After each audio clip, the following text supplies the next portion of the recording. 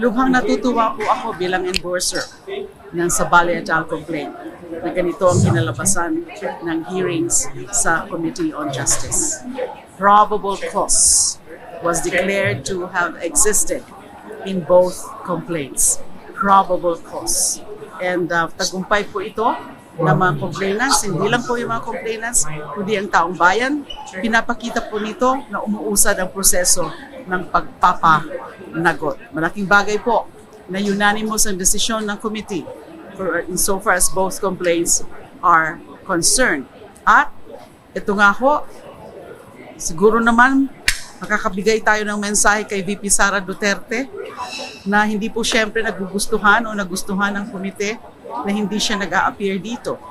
Binigyan siya ng lahat na chances, opportunity para mag-appear sa mga hearings at para sagutin yung mga akusasyon against her. Ano po ginawa niya? No show. Inisnub niya po ang proceedings na ito. Hindi po siya pwedeng magreklamo na hindi siya binigyan ng chance kasi lahat ho ng pwedeng chance na ibigay sa kanya ay naibigay sa kanya.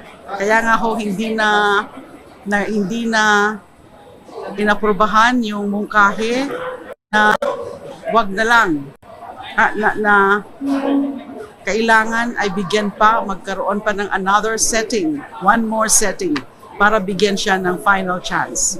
So nagpasya po ang komite na hindi na kailangan kasi sobra-sobra na yung pagbibigay sa kanya ng chance. So probable cause po, ito po ay one of the most crucial stages of the proceedings kasi hindi po ito uusad sa plenary kung wala yung ganitong desisyon na merong probable cause para umusad ang proseso ng impeachment, para ma-impeach siya sa House in plenary by at least 1/3 of the members of the House.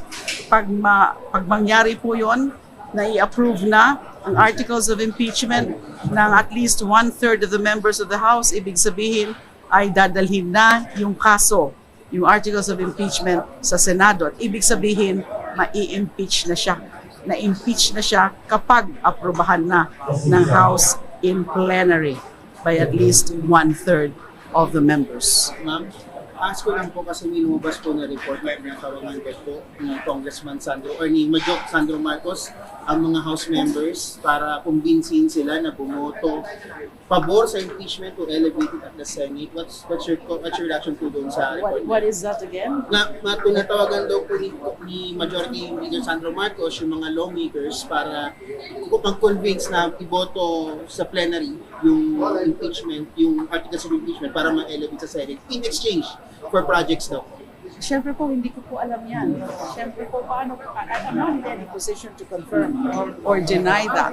Pero, yun na nga, ako ay miyembro ng komite. By an ex-officio member of the committee. Wala naman pong tawag sa akin, majority leader. So, siguro mga kakahaka lang yan. Siguro ay paninira lang yan. Insulto rin po yun sa iba pa na mga bumoto in favor of the finding of probable cause. Kasi unanimous Unanimous. Siyempre, maiinsulto po sila, magagalit po ang mga yan kung yan po ang pinapakalat na naman nila na balita. Pero sa tingin ko po, hindi po yan totoo. Ma'am, iba na po yung Senate leadership now compared with the impeachment case last year. Do you expect a different outcome na magpo-proceed na if ever court? Well, we can only hope for that. We can hope for that na dapat forthwith. Kasi malinaw naman yan ang nakasaad sa konstitusyon.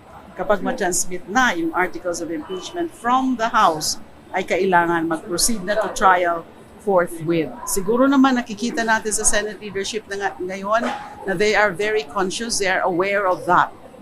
At alam nila ang tunay na kahulugan ng salitang forthwith.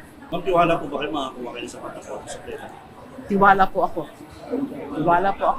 If the proceedings before the committee are to be considered as gauge for that, tiwala po ako. Unanimous po Unanimous yung desisyon ng committee para doon sa dalawang complaints na merong pag unanimous sa committee, ay madali-daling kunin na yung required number of votes. 1/3 is about 105 or 106. So naka 53 na po, at least sa committee level. So, ilan na lang ang kulang? And of course, mas maganda kung the numbers would be above the 1/3. At least 1/3 and above 1/3. Mas maganda po yan. Pwede rin pigilan ulit ng TRO sa Korte Suprema. Bakit sa Senado? Sa ngayon po, walang TRO. And yun po ang inaasahan namin na hindi mag-i-issue ng TRO. Kasi ang Supreme Court, kailangan ho mag-exercise din ng judicial restraint. Siguro naman alam nila yung nangyayari dito sa committee na nakikita nila na nagtatrabaho ang committee, ginagampanan yung mandato ng committee as the sole, as the body which has this exclusive power to initiate cases of impeachment. Ma'am, sure po na po yung 53 signatures and we need another 53. Iba yung sinasabi ni Kongkulo na kaya nagtatawag daw po ang staff ni Banjo Sandro para makipento yung bilang po yung 1/3 votes. Nasagot ko na po yun kanina. Siyempre, hindi ko po yan alam, pero I doubt kung totoo po yan. I doubt kung totoo. Insulto po yan dun sa lahat ng mga bumoto in favor of the existence of probable cause kung ganyan na naman ang kanilang mga pinapakala.